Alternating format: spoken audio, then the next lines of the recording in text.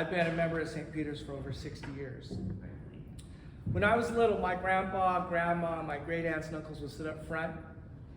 And my family, my mom and dad, my sister, myself, my brother would sit way in the back. Because my brother was a yanchabozu. And yanchabozu in Japanese means mischievous or rambunctious or an imp. So he was running around back there, and Grandpa didn't want to be embarrassed by his family, so we had to sit in the back. St. Peter's was built in 1908, and in addition to being a church, it has been the home to many organizations. For example, the King Street Co-op Preschool is still here. The Refugee Resettlement Office was here. It's also the home of the Seattle Kendo Kai, Cub Scout troops, Boy Scout troops. The Seattle Girls School has their activities here. Basketball teams, English as a second language schools.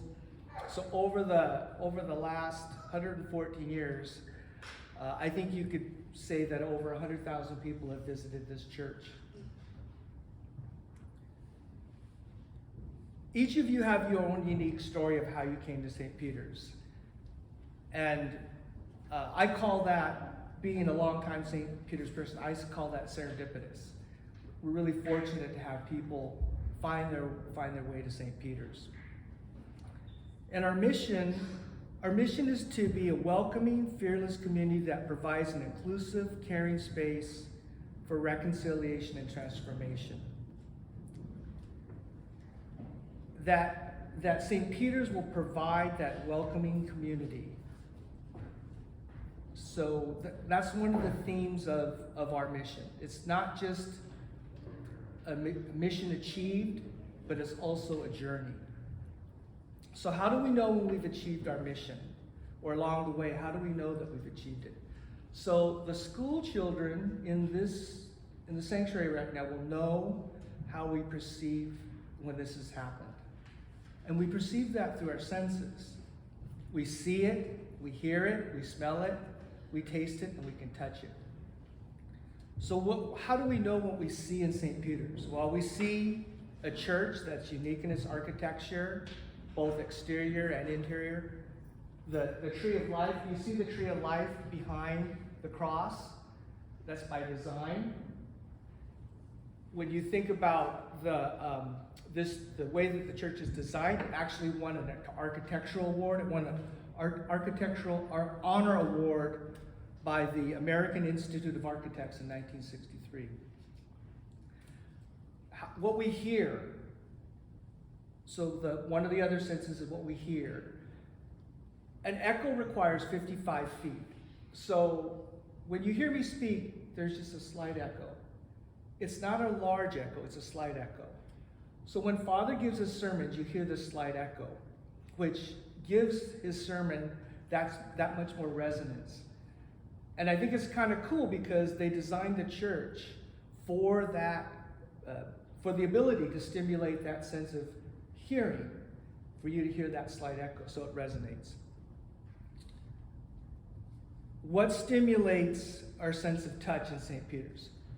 Well, I think everyone knows that our Peace of the People is a little bit different. In fact, we're kind of known for it in the diocese. In fact, my father was not a fan of the peace, and he would always conveniently find a way to leave church when the peace was being shared, and he'd come back after the peace was done.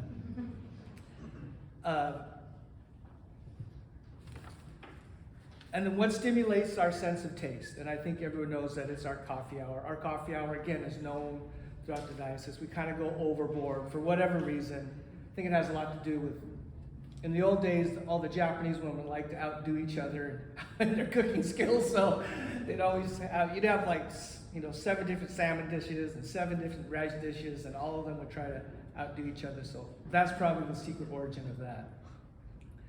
And then lastly, our sense of smell. So this is wood. This church is made of wood. And we know that wood absorbs smells.